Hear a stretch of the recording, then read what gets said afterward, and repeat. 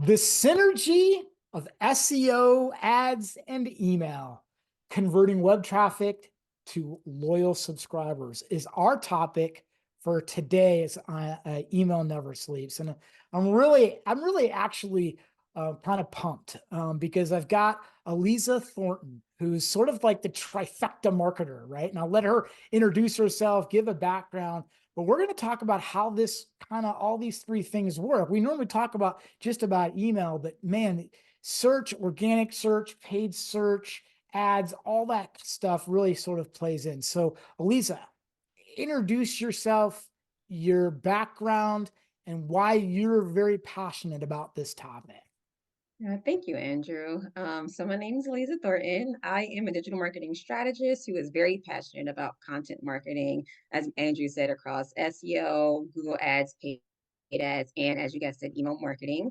I've worked as a writer for doing content writing for SEO. I worked as an email marketing specialist, and I also worked as an account manager that managed Google Ads, SEO, and email marketing campaigns. So as you mentioned, I have a very unique skill set, all focused around content and customer focused content. And that's what brings me here today. Email is one of those channels where it's direct one to one communication. And what better way to communicate with people than through content that's via email that combines my love for written Yeah. content, but also like design, graphics. I'm a nature photographer on the side. So I Oh, love all things, that are, connect content to people. My mantra is make marketing meaningful. And I think that in all of these areas, it's really important now more than ever to make your content stand out to get the people to do what you want them to do, whether that's to subscribe, make a purchase, fill out a form. yeah. Content is the foundation to that. And being a words person, I love how words drive people to action. And that's what I'm here today to, showcase how email and those other channels allow That that. And That's awesome because at the end we're gonna we'll give all the details of where to contact you. And you're right, you have that sort of thing on top of your LinkedIn profile that says make marketing meaningful. And that's awesome, right? So look, when email people get together and they talk, whether they're at a medium size or large scale organization, there's always sort of like this other department that handles search, right? And or that does other stuff as it relates to the web. My focus is on email. So tell us a little bit about, you chose this topic, right? And I love talking about this kind of stuff. Why? What's the synergy between all three of these? Your experience sort of tells me that there's a lot. And so I'm curious just to kind of figure out like where did you come up with this and why should people pay attention?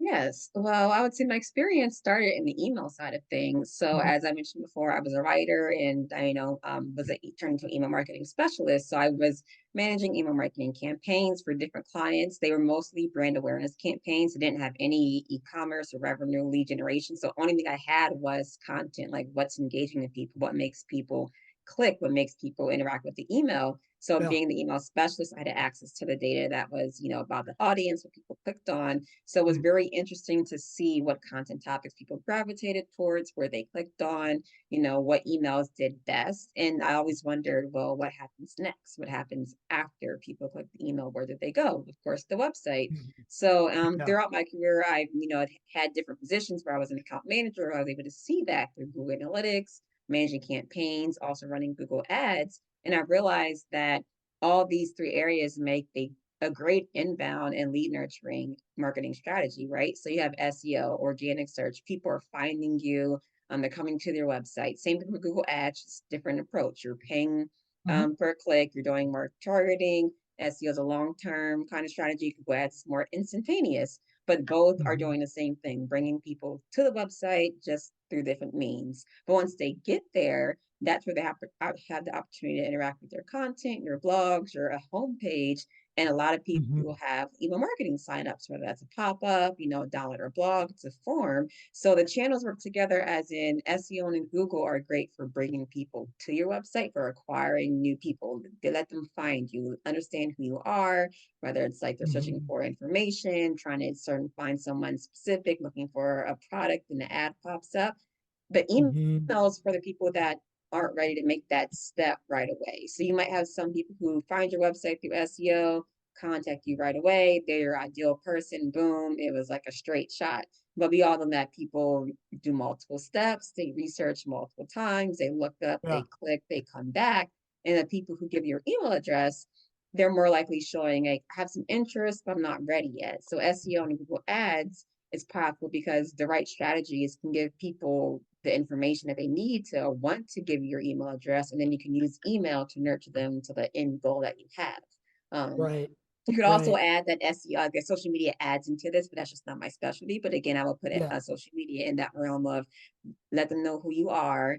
Then Yeah. people search for you on online and they find you via organic search or Google Ads, and they go to Yep. your website and they get on your account or CRM via email. So let's say we have somebody that sort of manages all three channels, right? And they wear many hats in the organization. And they would look to you and go, where do I start? Do I start on the email? Do I start on the keywords? Do I start in ads? How do I marry all of that together? Or does it all have to happen at once? Like if you were given a clean slate, how would you approach that? That's a great question. I am definitely one that has experience in that area. Yeah. So I'm a planner. I like to plan. I like to think things through and look up all the possibilities, even choke points. So I would actually start with just figuring out what you want people to do. What's your Mhm. business? What's your products? What's your services? How do you want people to contact you? Do you want them to call, fill out a form, sign up in your email? Like, what's those goals? And then build backwards from there. So if you don't have an advertising budget, then it's clear that Google Ads is not going to be part of your strategy right away. So that's Right. very easy to kind of pinpoint, looking at what we have, what are available assets. If you have the budget, that will be added to the mix. But if not, I think SEO and email are a great way to, start out. Because they're both very content and customer driven, and it's based Mhm. on what the customer's looking for, not what you want to promote. And I think that's what the Mhm. key here is, realizing that these are based on helping people find you, not you Right. reaching out to people. So with that, I would focus on what's my product, what's my Mhm. services, what questions do people have about either or. So do they, if I say a plumber, Right. and I know people always call me for fixing toilets. Maybe Right. I look at my business goals and say, well, how many of my calls last year or services were about Right. fixing toilets versus sinks versus something else? So Right. start there. If I know I fix a lot of toilets, maybe I know one or two things. People already know I'm a great toilet fixer, so they know to contact me, or I just have a lot of marketing that positions me as such. Now you can look Mhm. at areas you want to go into or your core money makers. And then from there, build out content or a plan that focuses on your customers. So how many phone calls did I get? What type Right. of fixes, what type of problems did I solve? What questions did they have? And just write those out, do a brainstorm, just write out like the questions, the concerns, the comments, what type of fixes, and then like see if you have any clusters. Well, I fix a lot of this problem. I fix a lot Mhm. of this issue. I did a lot of Okay. these services. And then Mhm. from there, based on what's working for your business, do research into, so I would say, here's where you would start on the SEO. Do research into like the specific questions that people are asking via long tail keywords. So if someone has a like, why is my toilet running and not stopping? Why is my Right. toilet running and the water's filling up? Like those are very specific questions. And granted, it may not have a high search volume, but Right. someone's searching for that because they need that answer. If your business can provide that, they Mhm. found you. Brand awareness. They may not think of you as the best option, but you helped them solve a problem. You gave them something, information, though, and educated them. So for SEO, it's taking that approach of, what do I offer? Yes, you want to bring people to the website, but you want to Right. bring the right people to the website. So look at my services, my products,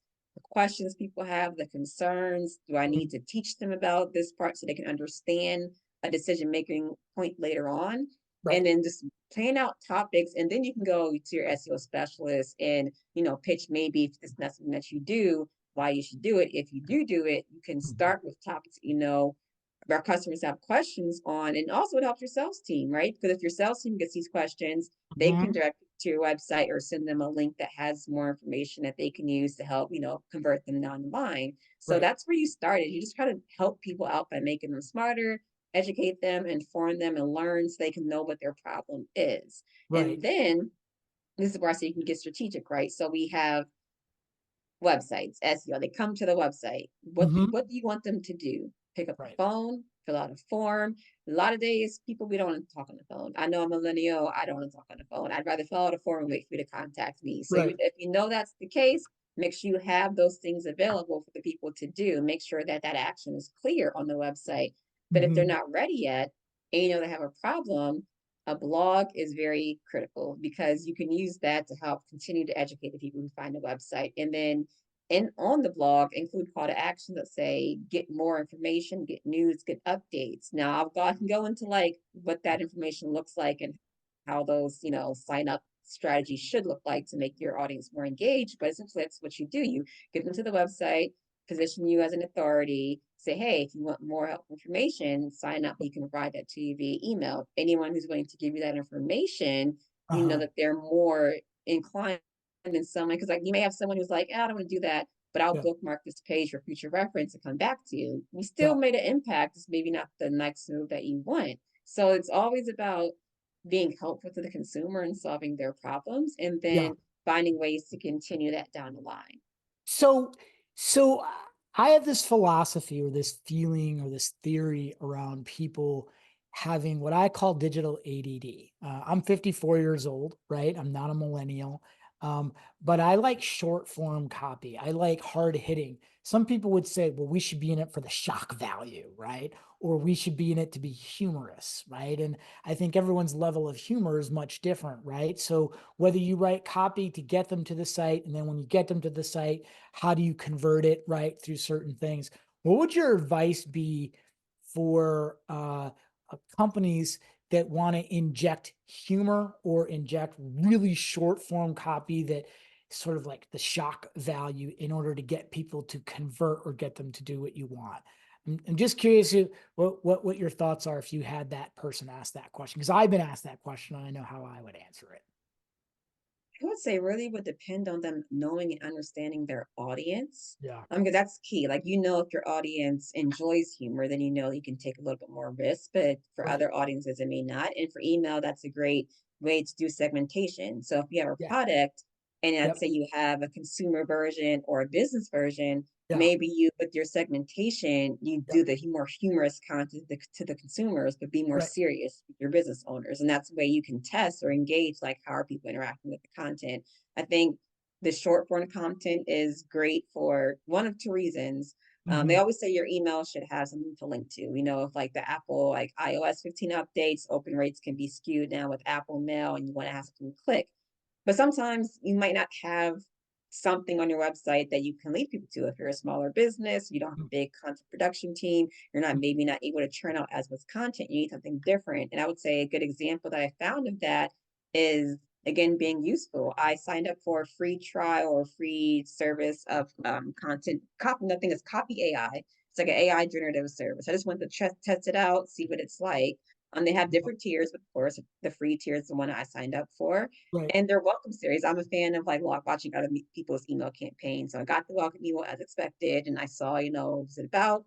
But their welcome series, it was not too much, not Yeah. invasive, but it wasn't long form content. It wasn't a designed marketing email. It was a one-to-one email and was Right. very plain text heavy. But what it did was each email just offered a little bit of help information about how to use their platform, and it included an image or a GIF or a video. So it was a nice way to say, like, hey, it had links to say, if you want to upgrade to the pro account, here's Right. some additional features that you'd have learn more, but that wasn't Mhm. like the main focus. You weren't Right. trying to Right. immediately sell me to upgrade. You were trying to help me, like, here's how you use this feature. Here's an Right. example of what you can do. So I think there's ways to use long form content to be short and to the point and a non-selling factor that will generate the interest. And you can use humor in that short selling point, but as long as people don't feel like they're Yeah. being marketed to. And I think the biggest approach for that is to kind of put yourself in the shoes of the consumer, as we're marketers. So we know,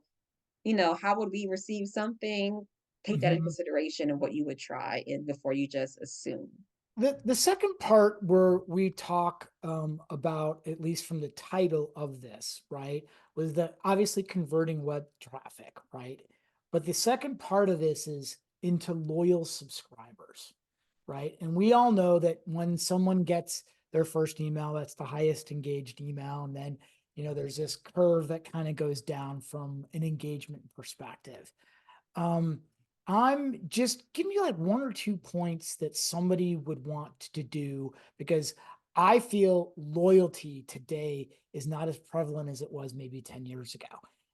People tend to bounce around in their loyalty towards brands, especially if they don't feel like they're getting out what they felt that they were going to get, or what that initial brand promise was when I signed up. So whether I signed up off their blog or an interstitial or something, at the bottom of the thing, expecting that, and then all of a sudden this thing turns, it makes me, I wouldn't use the word unloyal subscriber. It would make me a silently unengaged subscriber.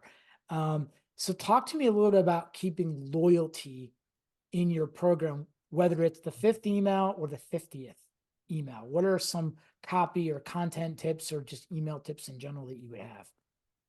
That is a very good question and actually aligns perfectly with what I mentioned earlier in the podcast about like acquisition and sign up strategies. Yeah. The key to, in my opinion, to getting loyal subscribers is to Yeah. delivering on the promises that you said when they signed up. And I Mm, think with email, we've seen a lot of different techniques and strategies over the years that has muddled that. So with email, there's two opt-in ways: implied consent and explicit mm, consent. So explicit is yep. when someone says, yes, I want to receive your emails. You ask them directly, they give it to you.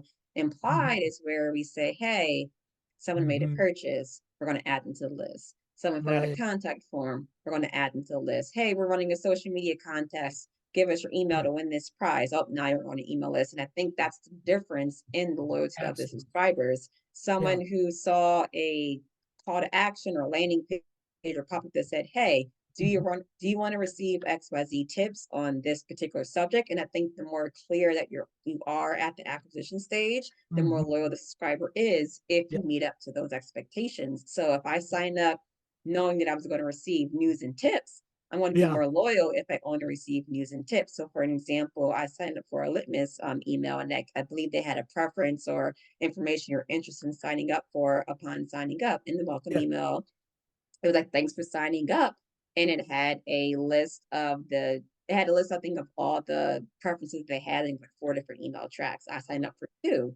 It Yeah. said, here's what you signed up for. It gave me check boxes next to the two, That's, and it also gave me the frequency. You'll yeah. receive this email once a week. You'll receive this email once a month. And it sets tone right away that Right. here's how many emails I'm going to receive, and here's what the tracks I signed up are for.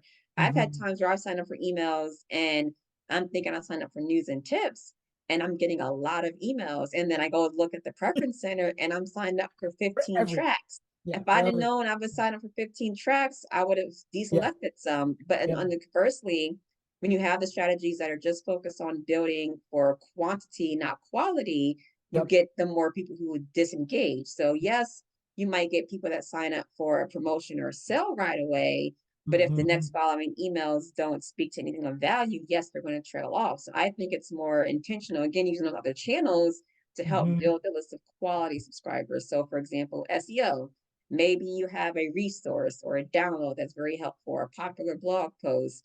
People find it from SEO or Google Ads if you're also running Google Ads for those similar terms.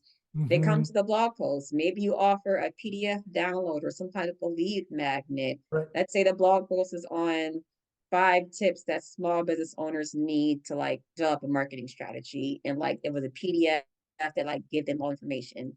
Set up Mhm. a nurturing campaign that speaks to whatever they actually downloaded, not just your general marketing program. So if they Yeah. downloaded 5 tips on marketing strategies, set them up on a drip Mhm. campaign and gives them different marketing strategy tips that build on whatever they downloaded. So they see the value from day one. They came, Right. they looked for marketing strategies, you gave them that information, you gave them a helpful tool, and now you're Right. giving them helpful emails that complement that. You're not trying to sell them, you're still trying to educate them, Right. build Right. loyalty because now they trust you that you're not misusing their information.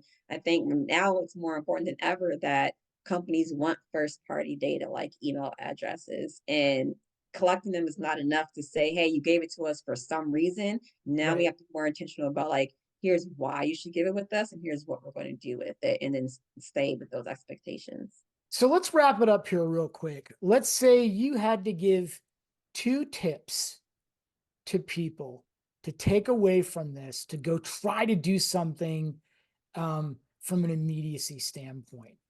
We've thrown a lot of things at people today, right? And I want to make sure that somebody can walk away wherever they're at in the organization, whether they just started or they're at a director level or whatever.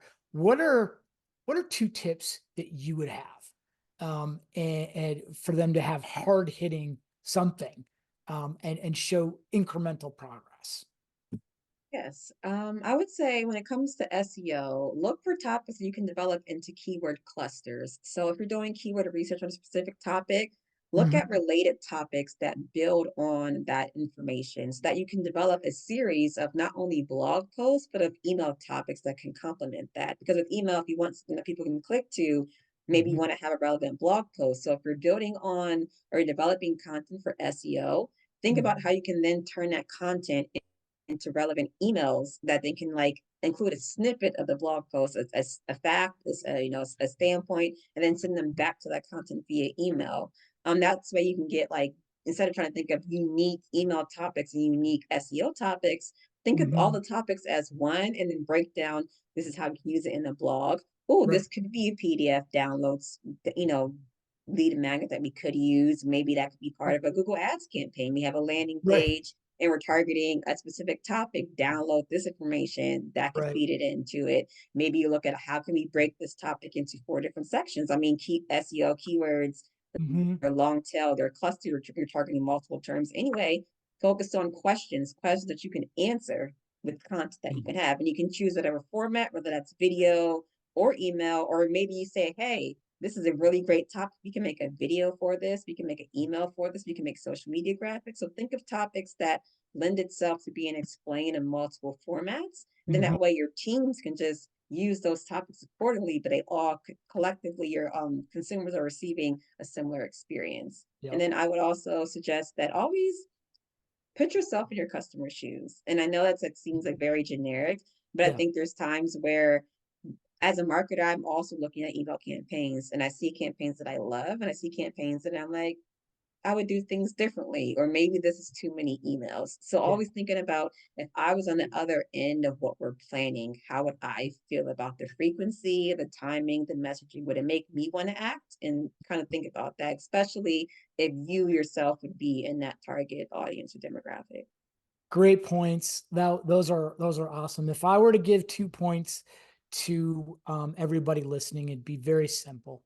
One, if you run SEO, if you run content or paid search in your organization, listen to what we just talked about, but know that every single piece of content you put out there is an opportunity to make it a long tail.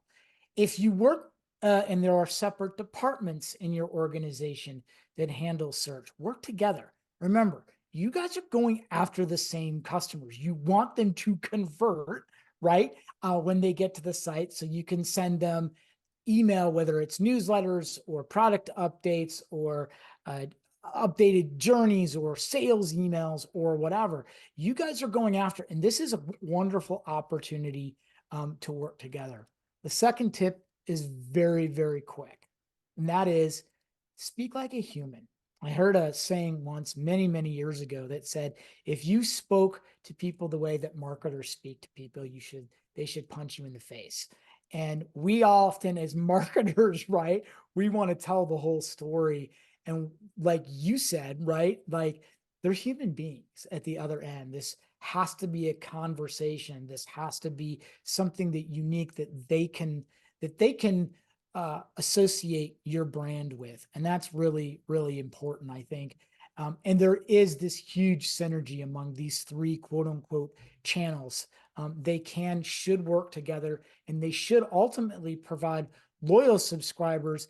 And I'd rather have 10,000 loyal subscribers than a million subscribers that are sort of on the fringe of just, you know, maybe engaging or maybe not.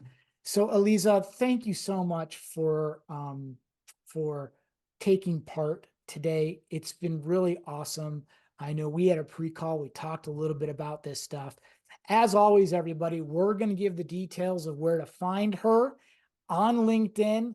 Um, Look at her for her expertise or connect with her. If you have questions or comments, feel free to reach out to Alizah or to me, or to make a comment on this video.